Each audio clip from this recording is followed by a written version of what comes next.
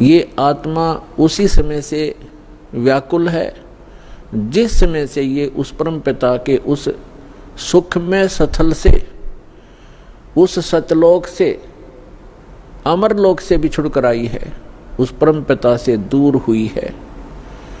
उसी दिन से इसको आभास हो गया है कि जो सुख मैं छोड़ के आया हूं वो यहाँ नहीं है। उसकी खोज में फिर ये अपनी अटकलबाजी से, जीव सोच से सोचने लगता है, प्रयत्न करता है। जैसे कोई निर्धन है, वो सोचता है कि धनवान सुखी होंगे, धन में सुख होगा। और धनी व्यक्ति को स्वप्न में भी सुख नहीं होता। पुण्यात्माओं, निर्धन को तो ये बात जचे नहीं कि धनवान सुखी नहीं, लेकिन किसी धनवान यानी मायाधारी से मिलकर देखना उसके ऊपर कितनी समस्याओं का पहाड़ होगा,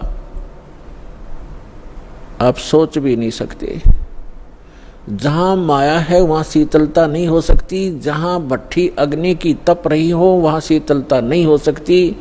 ये माया अग्नि की भट्ठी है, इसके निकट बैठकर प्राणी कभी भी शीतलता महसूस नहीं कर सकता। धनी व्यक्ति सोचते हैं कि राजा लोग सुखी होंगे। राजा को सुख स्वप्न में भी नहीं होता। आपको ऐसा लगता है जैसे इसके आगे पीछे बड़ी सेना चलती है, बड़े बड़े अधिकारी सलूट लगा रहे होते हैं, ये महासुखी होगा, कारों में चलते हैं। सपने में भी सुख नहीं है इनको, क्योंकि हमने सुख का पता ही नहीं जो सुख होता है। राजा लोग समझते हैं कि ऊपर के ये देवता लोग सुखी होंगे स्वर्ग आदि में। स्वर्ग के देवता सोचते हैं इंद्र सुखी होगा, जो देवराज है, देवताओं का राजा है। और देवराज सोचता है कि ब्रह्मा विष्णु महेश सुखी हैं। ब्रह्मा विष्णु महेश कहते हैं हम स्वप्न में भी सुख नहीं हमारे को। आपने भगवान विष्णु की कथा पढ़ी होगी, बहुत बार सुनाई है, देवी भागवत प्रथम स्कंद में। खुद स्वीकार करते हैं श्री विष्णु जी, ब्रह्मा जी को बता रहे हैं कि मैं अधिकतर समय में तप करता हूँ और तप से अपने बैटरी चार्ज करके सिद्धियां प्राप्त करके फिर राक्षसों के साथ युद्ध करता हूँ। कभी मुश्किल से कोई समय मिलता है तो लक्ष्मी के साथ सुखपूर्वक समय बिता पाता हूँ। तो खाक सुख है यहाँ पर। परमात्मा बताते हैं झूठे सुख को सुख कहे, ये मान रहा मन मोद, सकल चबीना काल का, कुछ मुख में कुछ गोद।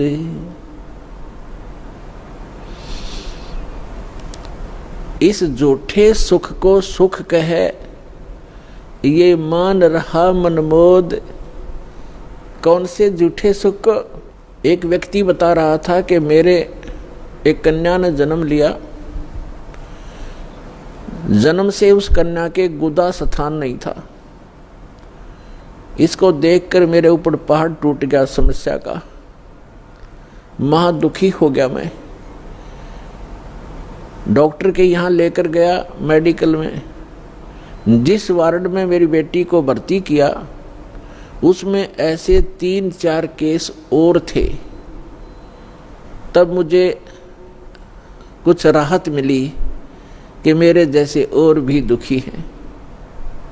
बताओ इससे क्या लाभ मिला उसको? अपना मन में मान लिया कि चलो और भी दुखी हैं तो मैं भी दुखी हूं, कोई बात नहीं। क्या वो दुख हल्का हो गया? क्या गुदा स्थान बन गया बेटी का? तो पुण्यात्माओं, इसे गंदे लोक में रह रहे हम। यहाँ सुख नाम की चीज नहीं है। हम एक दूसरे को दुखी देखकर उससे हल्का दुख हो या उसके बराबर हो, हम अपने राहत मान लेते हैं। यहाँ कोई विकल्प नहीं है। जैसे एक व्यक्ति के 3 पुत्र थे। एक पुत्र की मृत्यु होगी, बहुत दुखी बुरी तरह रो रहे हैं, आहार भी नहीं कर रहे हैं। शोक व्यक्त करने वाले व्यक्तियों में एक ऐसा व्यक्ति उपस्थित था जिसका एक ही पुत्र था, वही मृत्यु को प्राप्त हो चुका था। तो सांत्वना देने वालों ने कहा कि देख भाई, यहाँ तो ऐसा ही है, सभी की मृत्यु होती है, ये तो भगवान वाला बात है, चिंता मत करो। देखो ये भाई बैठा है, इसको देख कर जी ले, इसका इकलौता पुत्र था, उसी की मृत्यु होगी, ये भी तो अपना समय व्यतीत कर रहा है, धैर्य कर। तो तब उस व्यक्ति को कुछ होशी आई, हाथ मुंह धोए, कुछ देर में खाना भी खा लिया। अब उसने ये सुख मान लिया कि देख इस बेचारे का इकलौता पुत्र था और वो ही मर गया, मृत्यु को प्राप्त हो गया। शुक्र है मेरे तो 3 थे, मेरा तो एक ही मरा है, 2 तो बचे हैं, पहले इससे सुख मान लिया। क्या वो बेटा वापस आ गया? तो यहाँ परमात्मा कहते हैं झूठे सुख को सुख है ये मान रहा मनमोद, और सकल चबीना काल का, कुछ मुख में कुछ गोद। परमात्मा यहाँ क्या बताते हैं, भाई तन दर सुखिया कोई न देखा, जो देखा सो दुखिया हो, उदय अस्त की बात करते हैं, मन सबका किया विवेक का हो, सबका किया विवेक का हो।